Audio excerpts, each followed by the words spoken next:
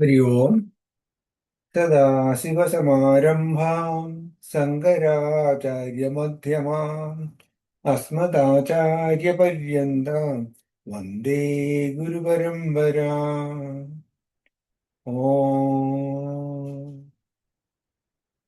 ഇന്ന് 9-ാമത്തെ ശ്ലോകത്തിലെ തന്നെ അവസാനത്തെ 4 നാമങ്ങൾ കാണാം. ദുരാധർഷ, കൃതജ്ഞ, കൃതിഹി, ആത്മവാൻ. ഇങ്ങനെ 4 നാമങ്ങളാണ് ഇന്ന് കാണുന്നത്. ശ്ലോകം ഇതാണ്: ഈശ്വരോ വിക്രമീ ധന്വി മേധാവി വിക്രമഃ അനുത്തമോ ദുരാധർഷ കൃതജ്ഞകൃതിരാത്മവാൻ. ഇതിലെ 81-ാമത്തെ നാമം ദുരാധർഷ എന്നതാണ് ഇപ്പോൾ കാണുന്നത്. ദുരാധർഷ എന്നാൽ ആർക്കും പരാജയപ്പെടുത്താൻ സാധിക്കാത്തവൻ എന്നാണ് അർത്ഥം. ശങ്കരാചാര്യർ പറയുന്നത് ദൈത്യാദിഭി ധർഷയിതും ന ശക്യത ഇതി ദുരാധർഷ. ദൈത്യം എന്ന് പറഞ്ഞാൽ അസുരന്മാർ. അസുരന്മാരില് രാക്ഷസന്മാരാലും തോൽപ്പിക്കപ്പെടുവാൻ സാധിക്കാത്തവനാണ് ദുരാധർഷൻ. ഭഗവാനെ തോൽപ്പിക്കാൻ അസുരന്മാർക്കോ രാക്ഷസന്മാർക്കോ ഒന്നും സാധിക്കുകയില്ല. ഇതാണ് ഇതിന്റെ സാമാന്യമായ അർത്ഥം. പക്ഷേ ഇവിടെ സർവശക്തിമാനും സർവ അധിഷ്ഠാനവുമാണ് ഭഗവാൻ എന്ന് പറഞ്ഞു കഴിഞ്ഞിട്ട് ഈ ഭഗവാനെ ആർക്കും തോൽപ്പിക്കാൻ പറ്റില്ല എന്ന് എടുത്തു പറയേണ്ട ആവശ്യമില്ലല്ലോ. ഭഗവാനല്ലാതെ മറ്റൊന്നുമില്ല ഈ ലോകത്തില്. അതുപോലെ തന്നെ എല്ലാത്തിനേക്കാളും ശക്തിയുള്ളവനും എല്ലാത്തിൻ്റെയും അധിഷ്ഠാനവുമാണ് ഭഗവാൻ. പിന്നെ ഈ ഭഗവാനെ തോൽപ്പിക്കാൻ ആർക്കും പറ്റില്ല. അസുരന്മാരുടെയും ദേവന്മാരുടെയും ദൈത്യന്മാരുടെ ഒന്നും കാര്യം പ്രത്യേകം പറയേണ്ട ആവശ്യമില്ലല്ലോ. അസുരന്മാരും രാക്ഷസന്മാരും ആർക്കും തോൽപ്പിക്കാൻ പറ്റില്ല എന്ന് പറയാൻ. അപ്പോൾ എന്താണ് ഇതിന്റെ അർത്ഥം? ഭഗവാൻ എല്ലാവർക്കും എപ്പോഴും ഒരുപോലെ പ്രാപ്യമാണെങ്കിലും ശരിയായ ഭക്തിയും ശ്രദ്ധയും ഇല്ലാതെ ഭഗവത് കടാക്ഷം കിട്ടില്ല. ആസുരികവും രാക്ഷസികവുമായ മനസ്സുള്ളവർക്ക് ഈ കടാക്ഷം ഒരിക്കലും കിട്ടുകയില്ല എന്നാണ് ഇതിന്റെ അർത്ഥം. അതായത് ആസുരിക ഗുണങ്ങളും രാക്ഷസിക ഗുണങ്ങളും ഉള്ളവർക്ക് ഭഗവാനെ പ്രാപിക്കാൻ പറ്റില്ല. അതാണ് ഭഗവാനെ പരാജയപ്പെടുത്താൻ പറ്റില്ല എന്ന് പറയുന്നത്. ഭൂമിക്കടിയിൽ ധാരാളം ജലമുണ്ടെങ്കിലും ദാഹമുള്ള ഒരാൾക്ക് ഒരു പ്രയത്നവും കൂടാതെ വെള്ളം കിട്ടില്ലല്ലോ. ആ വെള്ളം കണ്ടുപിടിക്കാനുള്ള കഴിവും വേണം. അത് എടുക്കാനുള്ള ശരിയായ ഉപകരണവും അതിനുള്ള ശക്തിയും ഉണ്ടെങ്കിൽ മാത്രമേ ആ വെള്ളം നമുക്ക് ഉപയോഗിക്കാൻ പറ്റുകയുള്ളൂ. അതുപോലെ തന്നെയാണ് ഭഗവത് കടാക്ഷവും. ഭക്തിയും ശ്രദ്ധയും ഉള്ളവർക്ക് മാത്രമേ അനുഭവിക്കാൻ സാധിക്കുകയുള്ളൂ. ഒരു ഗോപശ്രീ കൃഷ്ണനോട് പറയുന്നത് കേട്ടു നോക്കൂ. ഹസ്തം നിക്ഷിപ്യയാതോസി ബലാത് കൃഷ്ണ കിമദ്ഭുതം ഹൃദയാദ്യതി നിര്യാസി ഗണയാമി തേ പൗരുഷം. ഹേ കൃഷ്ണ, നിന്റെ ശക്തി ഉപയോഗിച്ച് എൻ്റെ കൈകളിൽ നിന്ന് നിനക്ക് രക്ഷപ്പെടാം. അതിൽ ഒരത്ഭുതവുമില്ല. നിനക്ക് എൻ്റെക്കായ ശക്തി ഉണ്ടല്ലോ. പക്ഷേ എൻ്റെ ഹൃദയത്തിൽ നിന്ന് രക്ഷപ്പെടാൻ കഴിഞ്ഞാൽ ഞാൻ നിന്നെ സമ്മതിച്ചു തരാം. അതിന് എനിക്ക് പറ്റില്ലല്ലോ. എൻ്റെ ഹൃദയത്തിൽ നിന്നെ ഞാൻ തളച്ചിട്ടിരിക്കുകയാണ്. അതാണ് ഗോപികളുടെ ഭക്തി. ആ ഭക്തി കൊണ്ടാണ് ഭഗവാനെ കീഴടക്കാൻ പറ്റുന്നത്. ആ ഭക്തിക്ക് മാത്രമേ ഭഗവാനെ ജയിക്കാൻ പറ്റുകയുള്ളൂ. അടുത്ത നാമം കൃതജ്ഞ എന്നാണ്.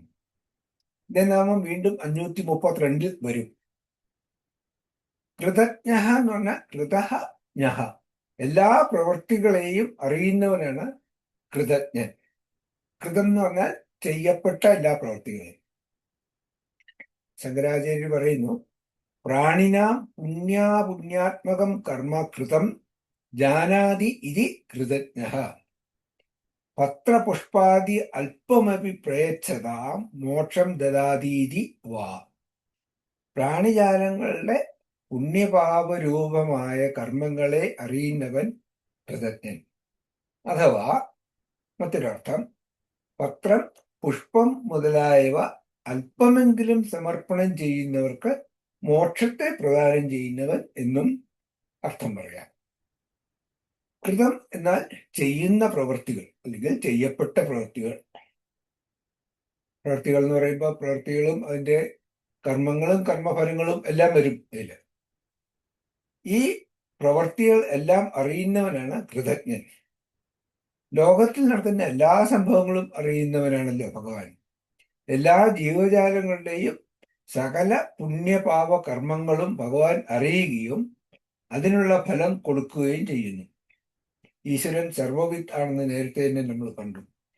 ഇപ്പോ ഓരോ ജീവജാലങ്ങളിലെ ഓരോ ജീവനും ചെയ്യുന്ന പ്രവൃത്തികൾ ബാക്കിയുള്ള പ്രപഞ്ചത്തെ മുഴുവൻ എങ്ങനെ അഫക്റ്റ് ചെയ്യുന്നു എന്നതിനെ എല്ലാം നോക്കിയിട്ട് അതിൻ്റെ എല്ലാം ബേസിസിൽ വേണം അതിനുള്ള കർമ്മഫലം കൊടുക്കാൻ. അപ്പൊ എല്ലാവരും ചെയ്യുന്ന എല്ലാ പ്രവൃത്തികളും അറിഞ്ഞാൽ മാത്രമേ ഓരോരുത്തർക്കും അവരവരുടേതായിട്ടുള്ള കർമ്മഫലം കൊടുക്കാൻ പറ്റുള്ളൂ. മറ്റുള്ളവർ തനിക്ക് വേണ്ടി ചെയ്യുന്ന എല്ലാ കർമ്മങ്ങളും എല്ലാ നല്ല പ്രവൃത്തികളും നമ്മളും അതൊക്കെ ഓർത്തിരിക്കുകയും പറ്റുന്ന അവസരത്തിൽ പറ്റുന്ന വിധത്തിൽ അതിനുള്ള പ്രത്യുപകാരം ചെയ്യുകയും ചെയ്യണം. ഇതിനെയാണ് കൃതജ്ഞത എന്ന് നമ്മുടെ ലെവലിൽ പറയുന്നത്. മറ്റുള്ളവർ എന്തെങ്കിലും സഹായം ചെയ്തു കഴിഞ്ഞാൽ അതിനെക്കുറിച്ച് ഓർത്തിട്ട് നന്ദി ഉണ്ടായിരിക്കണം എന്ന് പറയില്ലേ, അത് തന്നെയാണിത്. ഇനി പ്രത്യുപകാരം ചെയ്യാൻ പറ്റിയില്ലെങ്കിൽ പോലും അതൊന്നും ഒരിക്കലും മറക്കാൻ പാടില്ല. മറ്റുള്ളവർ എന്തെങ്കിലും സഹായം ചെയ്തിട്ടുണ്ടെങ്കിൽ അത് മറന്നു കളയരുത്. ഇങ്ങനെ ഓർത്തിരിക്കുന്നവരെയാണ് കൃതജ്ഞൻ എന്ന് പറയുന്നത്. ഇത് തന്നെയാണ് നന്ദി അല്ലെങ്കിൽ കൃതജ്ഞത എന്നൊക്കെ പറയുന്നത്. എന്നാൽ ഈ കൃതജ്ഞത വെറും ഒരു ഓർമ്മ മാത്രമല്ല. നമ്മൾ ആവശ്യമില്ലാത്ത വെള്ളം കൊടുത്ത് തെങ്ങിന് ഒഴിച്ചിട്ട് വളർത്തുന്ന ഒരു തെങ്ങ് തന്നെ നമുക്ക് സ്വാദിഷ്ടമായ വളരെ പോഷക സമൃദ്ധമായ ഇളനീർ തിരിച്ചു തരുന്നുണ്ടല്ലോ.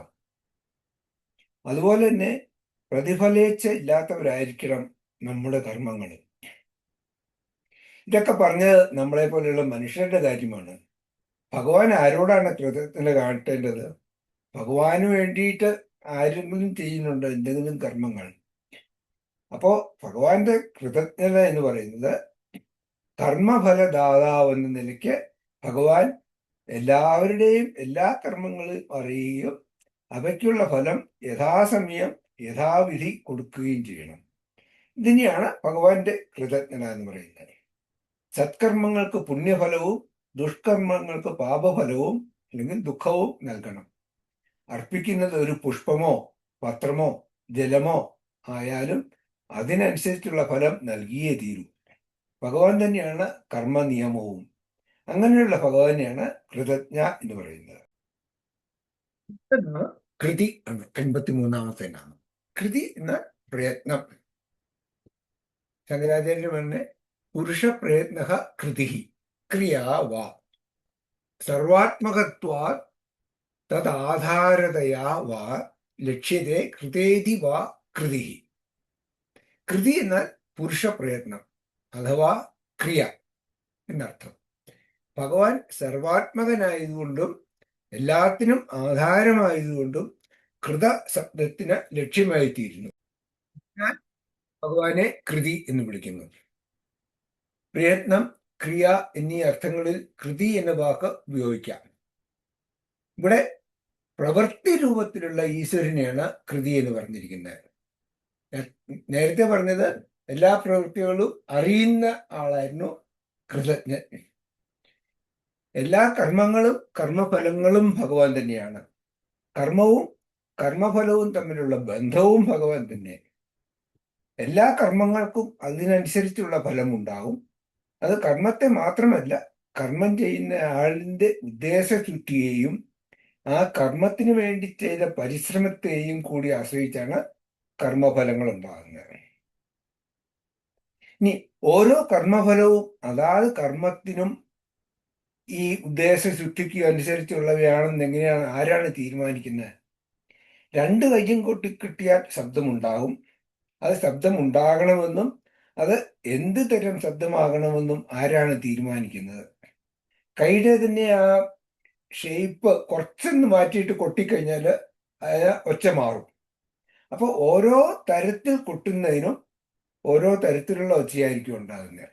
ഇതുപോലെ സിമ്പിളായിട്ടുള്ള ഒരു കർമ്മഫലവും തമ്മിലുള്ള ബന്ധവും ആരാണ് ഇതൊക്കെ തീരുമാനിക്കുന്നത്? ഇതാണ് കർമ്മ നിയമം അല്ലെങ്കിൽ ധർമ്മം. ഭഗവാൻ തന്നെയാണ് കർമ്മ നിയമവുമായി വർത്തിക്കുന്നത്. ഭഗവാൻ ധർമ്മസ്വരൂപനാണ്, ഒരിക്കലും തെറ്റുപറ്റാത്തവനാണ് ഭഗവാൻ. ഇനി മനുഷ്യർക്ക് മാത്രമുള്ളതാണ് ഇച്ഛാശക്തിയും അല്ലെങ്കിൽ ആഗ്രഹിക്കാനുള്ള കഴിവും ജ്ഞാനശക്തിയും അറിയാനും മനസ്സിലാക്കാനും ഒക്കെയുള്ള കഴിവും മനുഷ്യർക്ക് മാത്രമുള്ളതാണ്, മൃഗങ്ങൾക്കൊന്നും ഇല്ലാത്തതാണത്. ജ്ഞാനശക്തി കൊണ്ട് അറിയുന്നവയെ സ്വന്തമാക്കാനുള്ള ആഗ്രഹം വരുമ്പോഴാണ് അവൻ കർമ്മങ്ങൾ ചെയ്യുന്നത്. കാമം ആണ് ആഗ്രഹം, ആ കാമമാണ് കർമ്മത്തിന്റെ ബീജം. ഈ കർമ്മമാണ് കർമ്മഫലത്തിന് ഹേതുവാകുന്നത്. അങ്ങനെ എല്ലാ കർമ്മഫലങ്ങളും ശരിയായ ആഗ്രഹശക്തി, അതായത് ഇച്ഛാശക്തിയും ജ്ഞാനശക്തിയും ക്രിയാശക്തിയും ചേരുമ്പോഴാണ് കർമ്മവും കർമ്മഫലവും ഉണ്ടാകുന്നത്. ഇതെല്ലാം ഭഗവാൻ തന്നെയാണ്. ലളിതാ സഹസ്രനാമത്തിൽ ദേവിയുടെ ഒരു നാമം തന്നെ ഇച്ഛാശക്തി ജ്ഞാനശക്തി ക്രിയാശക്തി സ്വരൂപിണി എന്നാണ്. അവിടെയും ഈ പരമാത്മാവായ ഭഗവാനെ തന്നെയാണ് ലളിതാ രൂപത്തിൽ ധ്യാനിക്കുന്നത്. കൃതി എന്നത് പ്രയത്നവും കർമ്മവും ചേർന്നതാണ്. എല്ലാത്തിൻ്റെയും അടിസ്ഥാനവും സത്യവും ഭഗവാൻ തന്നെയാണ്. ഇച്ഛാശക്തിയിൽ തുടങ്ങി കർമ്മശക്തി വഴി കർമ്മം ചെയ്ത് കർമ്മഫലം കിട്ടുന്നത് വരെയുള്ള സകലതും ഭഗവാൻ തന്നെയാണ്. ഇതിനാണ് കൃതി എന്ന നാമം സൂചിപ്പിക്കുന്നത്. ഇനി അടുത്തത് ആത്മവാൻ ആണ്. ഈ ശ്ലോകത്തിലെ അവസാനത്തെ നാമമാണ്. ആത്മവാൻ എന്നാൽ സ്വന്തം മഹിമയിൽ തന്നെ നിലനിൽക്കുന്നവരാണ് ആത്മവാൻ. സ്വമഹിമ പ്രതിഷ്ഠിതത്വാദ് ആത്മവാൻ എന്നാണ് ശങ്കരാചാര്യർ പറഞ്ഞിരിക്കുന്നത്. സ്വന്തം മഹിമയിൽ തന്നെ പ്രതിഷ്ഠിതനായതിനാൽ ഭഗവാനെ ആത്മവാൻ എന്ന് വിളിക്കുന്നു. ഈ വാക്കിന്റെ വാച്യാർത്ഥം ആത്മാവുള്ളവൻ എന്നാണ്. ഇവിടെ ശ്രദ്ധിക്കണം, ആത്മാവ് എന്ന് പറഞ്ഞാൽ ഇവിടെ ദേഹ മന ഇന്ദ്രിയം, ബോഡി മൈൻഡ് കോംപ്ലക്സ്, ശരീര മന ഇന്ദ്രിയ സംഘാതം, ബോഡി മൈൻഡ് കോംപ്ലക്സിനെയാണ് ഇവിടെ ആത്മാവ് എന്ന് പറഞ്ഞിരിക്കുന്നത്. അപ്പോൾ ആത്മാവ് ഉള്ളവൻ എന്ന് പറഞ്ഞാൽ ദേഹത്തിനെയും മനസ്സിനെയും ഇന്ദ്രിയത്തെയും വശത്താക്കിയവൻ, അതായത് നിയന്ത്രിച്ച് അതിനെ തൻ്റെ ഇഷ്ടത്തിന് പ്രവർത്തിക്കുന്ന വിധത്തിൽ ആക്കിയെടുത്തവനെയാണ് ആത്മവാൻ എന്ന് പറഞ്ഞിരിക്കുന്നത്. തൻ്റെ അറിവ് വെച്ചുകൊണ്ടും മനസാക്ഷിക്കനുസരിച്ചും ധർമാനുസരണവും ആയിരിക്കണം നമ്മുടെ പ്രവൃത്തികൾ. അറിവില്ലായ്മ കൊണ്ട് തെറ്റുകൾ ചെയ്യുന്ന സ്വാഭാവികമാണ്, എല്ലാവർക്കും ഉണ്ടാകാതെ. എന്നാൽ പലപ്പോഴും തെറ്റാണെന്ന് അറിഞ്ഞുകൊണ്ട് തന്നെ നമ്മൾ പല കാര്യങ്ങളും ചെയ്യാൻ നിർബന്ധിതരാകാറുണ്ട്. ചിലപ്പോൾ നമുക്ക് ചെയ്യേണ്ടി വരും. രാഗദ്വേഷങ്ങളുടെ ശക്തി കൊണ്ട് പല കാര്യങ്ങളും നമുക്ക് നിയന്ത്രിക്കാൻ തന്നെ പറ്റാതെ വരാറുണ്ടല്ലോ. അങ്ങനെ ഉണ്ടാകാതെ രാഗദ്വേഷങ്ങളെ നിയന്ത്രിച്ച് ഇത്തരം കർമ്മങ്ങളിൽ പെടാതെ ജീവിക്കുന്നവനാണ് ആത്മവാൻ. ഇനി ഇതും നമുക്ക് നമ്മുടെ മനുഷ്യരുടെ കാര്യത്തിൽ മാത്രമേ പറയാൻ പറ്റുള്ളൂ. ഭഗവാൻ എന്ത് നിയന്ത്രണമാണ് വേണ്ടത്? ഭഗവാനെ എങ്ങനെയാണ് ആത്മവാൻ എന്ന് പറയുന്നത്? ഭഗവാൻ എന്തെങ്കിലും നിയന്ത്രിക്കേണ്ട ആവശ്യമുണ്ടോ? ഭഗവാന് ധർമ്മസ്വരൂപനായ ഭഗവാന് ധർമ്മത്തിനനുസരിച്ചല്ലാതെ ഒന്നും ചെയ്യാൻ പറ്റില്ലല്ലോ. ഭഗവാൻ വാസ്തവത്തിൽ ഒന്നും ചെയ്യുന്നത് തന്നെ ഇല്ല എന്നുള്ളതാണ് വാസ്തവം. ഈ സാന്നിധ്യത്തിന് ഒരു വസ്തുവിൻ്റെയും സഹായം ആവശ്യമില്ല. ഭഗവാൻ സ്വയം തന്നെ സാന്നിധ്യം കൊള്ളുന്നതാണ്. ഭഗവാൻ സ്വയം നിലനിൽക്കുന്നതാണ്. ഒരു ജീവൻ അനാത്മാവാകുന്ന ഈ സച്ചിദാനന്ദ ആത്മാവ് ഉള്ളിൽ ഉള്ളത് കൊണ്ടാണ്. ഈ ഭഗവാൻ നമ്മുടെ ഉള്ളിൽ ഉള്ളത് കൊണ്ടാണ് നമുക്ക് എല്ലാത്തിനെയും നിയന്ത്രിക്കാനും ഒരു ആത്മവാനാകാനും കഴിയുന്നത്. അതുപോലെ തന്നെ ഈ ജഗത്തും ആത്മവത് ആകുന്നത് സച്ചിദാനന്ദ ആത്മാവ് ഉള്ളത് കൊണ്ടാണ്. ചൈതന്യ സ്വരൂപം പോലെ ചൈതന്യമുള്ളതുപോലെ ആകുന്നത് ഈ ആത്മാവ് ഉള്ളിൽ ഉള്ളത് കൊണ്ടാണ്. ജീവന്റെയും ജഗത്തിന്റെയും അധിഷ്ഠാനം ഈ ഭഗവാൻ തന്നെയാണ്. ഇന്ദ്രിയങ്ങളെ എല്ലാം അതാതിന്റെ പ്രവൃത്തി ചെയ്യാൻ കഴിവുള്ളതാക്കുന്നത് ഈ ഭഗവത് കാരുണ്യമാണ്. അങ്ങനെ എല്ലാം ഭഗവാനിൽ അധിഷ്ഠിതമാണെങ്കിൽ ഭഗവാന്റെ അധിഷ്ഠാനം എവിടെയാണ്? ഛാന്തോക്യോപനിഷത്തിൽ ഗുരു ഈ ചോദ്യത്തിന് ഉത്തരം പറയുന്നത് എങ്ങനെയാണ്? സഹ ഭഗവഃ കസ്മിൻ പ്രതിഷ്ഠിത എന്ന് ശിഷ്യൻ ചോദിക്കുന്നു. അപ്പോൾ പറയുന്നു, ഇതി സ്വേ മഹിംനി സ്വയം മഹിംനി പ്രതിഷ്ഠിത. ഭഗവാൻ സ്വന്തം മഹിമയിൽ തന്നെ പ്രതിഷ്ഠിതനാണ്. ഒന്നിനെയും ആശ്രയിക്കാതെ സർവത്ര സ്വതന്ത്രനായി നിൽക്കുകയാണ് ഭഗവാൻ. അപ്പോൾ ഇതോടുകൂടി ഈ 9ാമത്തെ ശ്ലോകവും കഴിഞ്ഞു. അടുത്തത് നമുക്ക് ഇനി അടുത്ത ക്ലാസ്സിൽ കാണാം. ഹരി ഓം. ഓം പൂർണ്ണമദ പൂർണ്ണമിദം പൂർണ്ണാത് പൂർണ്ണമുദച്യത്തെ പൂർണ്ണസ്യ പൂർണ്ണമാദായ പൂർണ്ണമേവാവശിഷ്യത്തെ. ഓം ശാന്തി ശാന്തി ശാന്തി. ഹരി ഓം. ശ്രീ ഗുരുഭ്യോ നമഃ. ഹരി ഓം.